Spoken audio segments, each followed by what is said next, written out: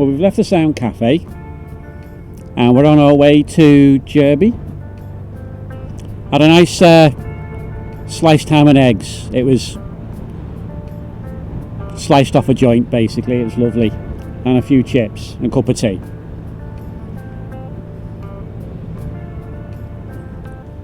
My sat-nav though has decided it doesn't want to work. It's just switched itself off. Now, it's not really a problem. It's not like it's a big island, is it? So if I get lost anywhere, I just pick a town name and follow the signs for it until I cross the circuit, and then I can get back to the campsite without any trouble. But what I've been doing, I seem to remember mentioning something when I did a one-night camp in the Peak District a while ago, that the sat-nav, if I charge it up at home, it stays charged for quite some time. In fact, it'll cover a whole ride for 2 or 3 hours. But it's a little bit different. I'm away for a few days now. And I haven't set things up for a power supply from the battery on this bike because it would mean getting the cable to the sat-nav. Well, it's a bit messy, and this is quite a tidy bike. So I've not done it. What I did do was run it off a power pack. It's got a micro USB port on the back, but to do it I've got to open up the waterproofing to plug it in. Now, it's no big deal. I'm not going to get a lot of rain in with a fairing like this, am I? The other issue I have with it though is that the last time I used a sat-nav for any kind of touring with a power supply plugged into a micro USB port, the port broke and the sat-nav got screwed. I don't want that to happen with this sat-nav. I've had it for 6 years now. It's kind of quite expensive, but it's been dead reliable. Has its quirks, but you know, I've got used to them all now. One of the things I did try, I got a USB cable with just 2 wires on it so that you can use it just as a power supply. And I joined it up to the supply that goes into the waterproof connector on the sat-nav and plugged it into a power pack. Got nothing out of it at all, and I think I know the reason for it. It'll be wanting 12 volts, and I have checked. I connected it up to a battery, spare 12 volt battery that I had in. Yeah, it fired the sat-nav up. So for now I can manage, but I'm going to the continent in July, and obviously those rides I'm going to be riding all day long. So I think when I get home, whether I like it or not, I'm going to have to connect up a waterproof power supply to the sat-nav from the battery and try and make it look neat.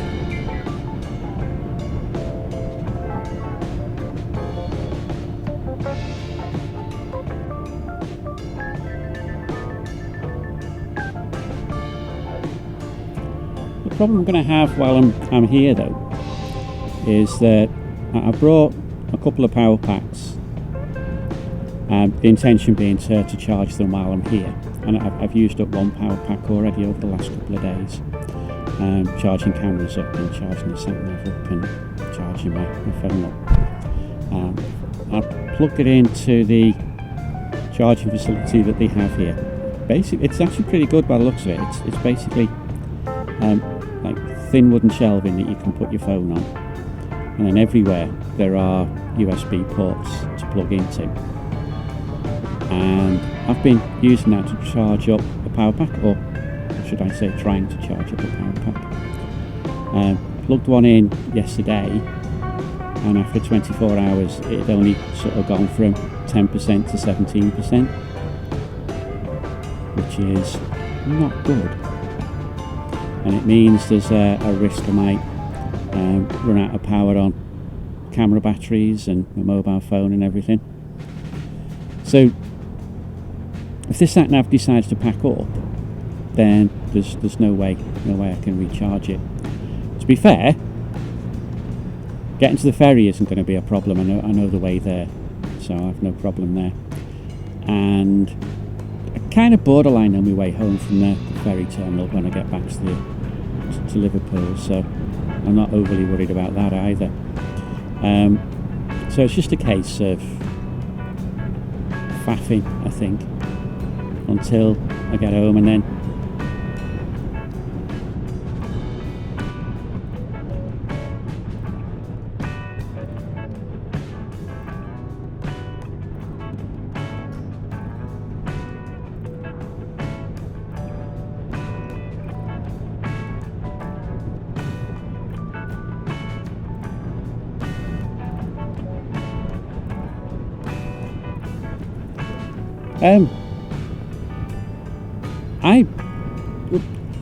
although I've not really known what roads have been doing, I've been sat here with these traffic lights, and again, didn't actually know where I was, but I'm just looking at those motorbikes over there now as they've just gone past, and they've done a right turn from their perspective.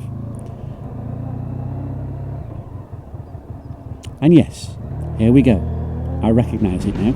We're actually on the TT circuit.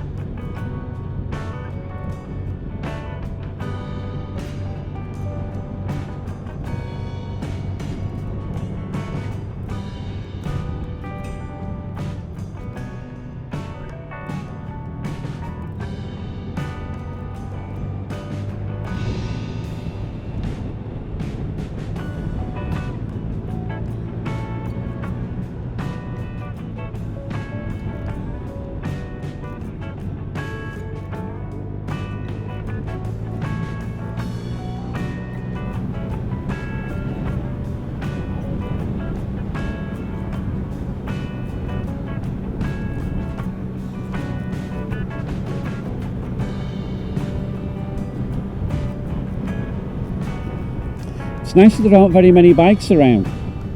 In fact, not a lot of traffic at all. So you can kind of ride at your own pace, which today, for me, it's not necessarily that quick, to be fair. But it is a nice road, isn't it?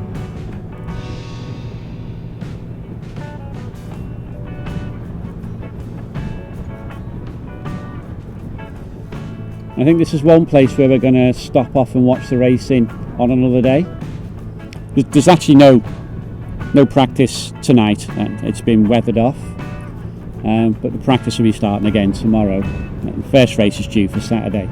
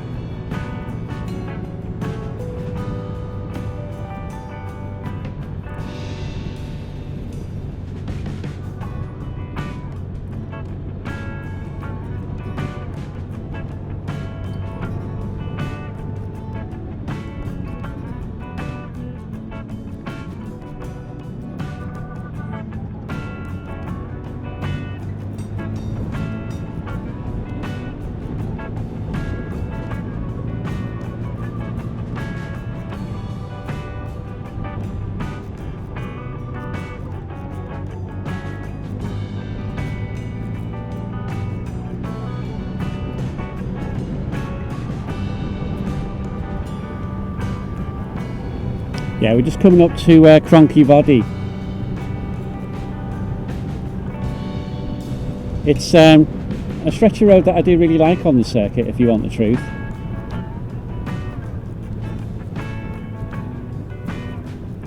Last year I had this all to myself, and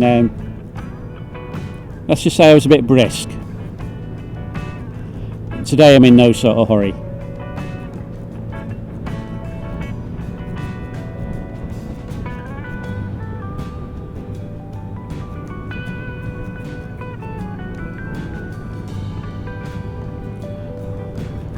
Tim there in the background.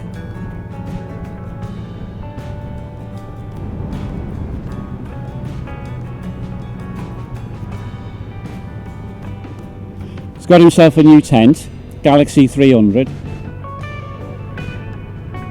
And I've got to say, I'm quite impressed. Quite impressed. Bearing in mind this is probably his second camping trip that I know of. And it's the first time he's had that Galaxy set up. He did really well. Really, really well. Didn't need no help at all. I came back with my new tent to find him easily 2/3 of the way through pitching it all by himself.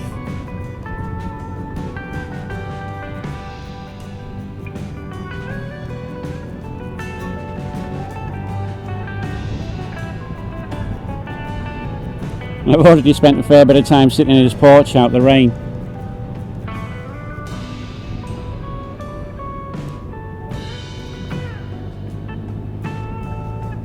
Now he has a bit of a hard ride. For me, I've only got about, I don't know,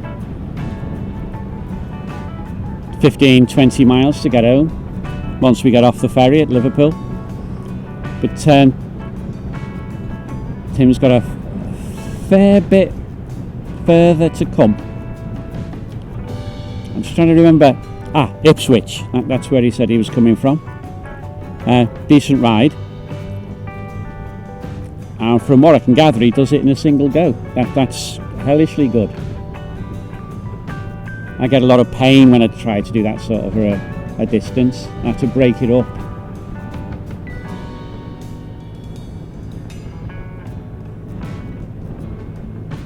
So with no racing, I don't know what we're going to be doing tonight. They have a place that does pizza. And to be fair, they do look really good. They do burgers. They've got fridges all over the place with whatever it is you want. There are sandwiches, wraps, there's salads, sausage rolls, all sorts of things. And then you have a burger van that does breakfasts, you name it. That you can put on a butty or between a back. They do it, and they're open all day. Not to mention the bar.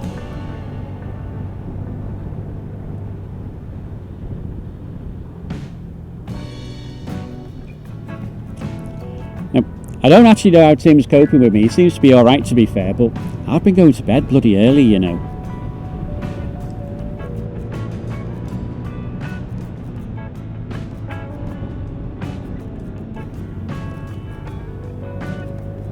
I think Tim, I don't know, he'll have to tell me, but I think he was probably a bit surprised I went to bed at 6 o'clock last night. I couldn't believe I'd gone to bed at 6 o'clock. I woke up at 8 o'clock and I was looking at my watch and I was thinking, what, 8 o'clock? Why am I in bed? But I'll tell you why I was in bed. I was bloody knackered.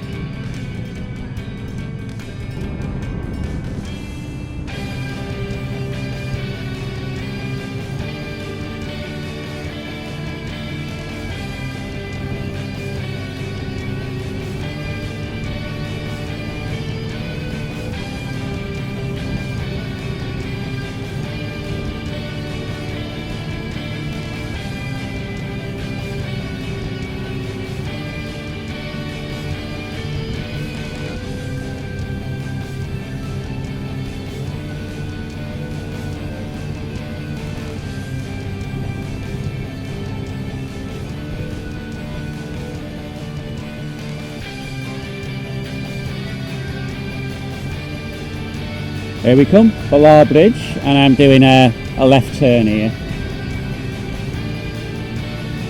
There you go. Now this bit I haven't got a sat nav for. I've not been on this part of the road before, part of the island before, sorry. And I actually don't really know what I'm supposed to do, but I'm just going to look for Jurby and follow it.